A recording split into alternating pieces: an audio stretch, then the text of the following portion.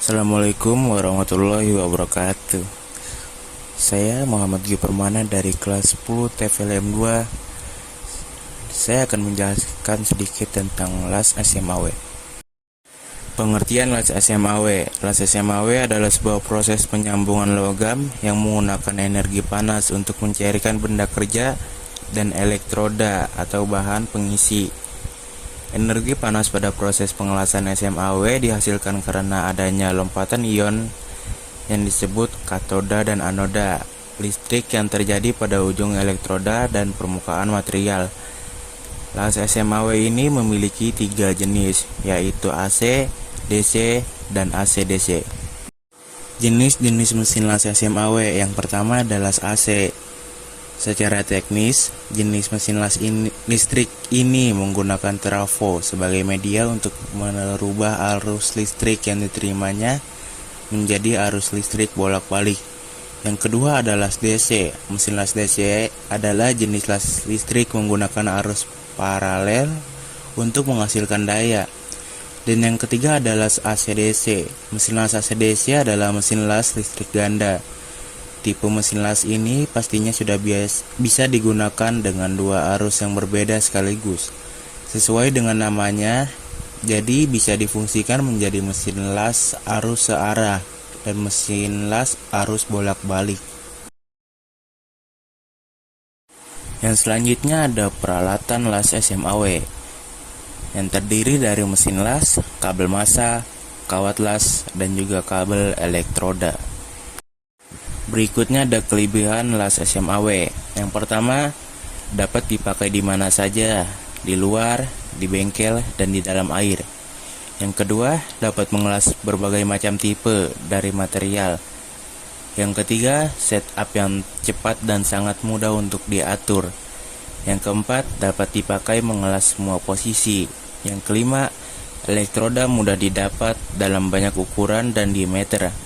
Dan yang terakhir, peralatan yang digunakan sederhana dan murah. Kekurangan las SMAW. Pengelasan dengan menggunakan elektroda terbatas, hanya sampai sepanjang elektroda dan harus diganti dengan elektroda yang baru. Yang kedua, setiap akan melakukan pengelasan berikutnya slag harus dibersihkan. Yang ketiga, tidak dapat digunakan untuk mengelas bahan baja non-ferrous. Yang keempat, mudah terjadi oksidasi akibat perlindungan logam cair, hanya busur las dari fluk. Dan yang terakhir, diameter elektroda terkandung dari debat dan posisi pengelasan. Berikutnya ada teknik las SMAW. Yang pertama, pemilihan jenis elektroda. Pilih elektroda yang tepat, mulai dari kuat tarik, jenis material, dan jenis coatingnya agar matching atau sesuai dengan material yang akan dilas. Yang kedua, pemilihan diameter elektroda. Pemilihan diameter dipertimbangkan berdasarkan tipe elektroda, posisi pengelasan, joint design, ketebalan material, dan skill dari weldernya.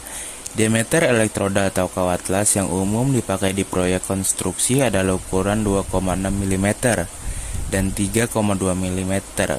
Kadang pakai 4,0 mm jika materialnya cukup tebal. Yang ketiga, pemakaian arus yang tepat. Pada pengelasan SMAW sangat berpengaruh terhadap hasil lasan. Jika arus terlalu besar, maka elektroda akan terlalu cepat meleleh dan susah dikontrol. Jika arus terlalu rendah, maka hasil pengelasan akan menumpuk dan tidak beraturan. Yang keempat, arch leg yang tepat dan konsisten. Jika arch leg yang terlalu pendek, maka akan terjadi panas yang berlebihan sehingga menghasilkan deep penetration dan bisa menyebabkan undercutting atau bisa terjadi base metal jebol atau blowhole. Yang kelima, travel speed yang tepat. Jika travel speed terlalu tinggi, maka logam cair akan cepat membeku dan weld speed akan rendah. Kotoran dan gas akan terjebak dan bisa menimbulkan cacat las.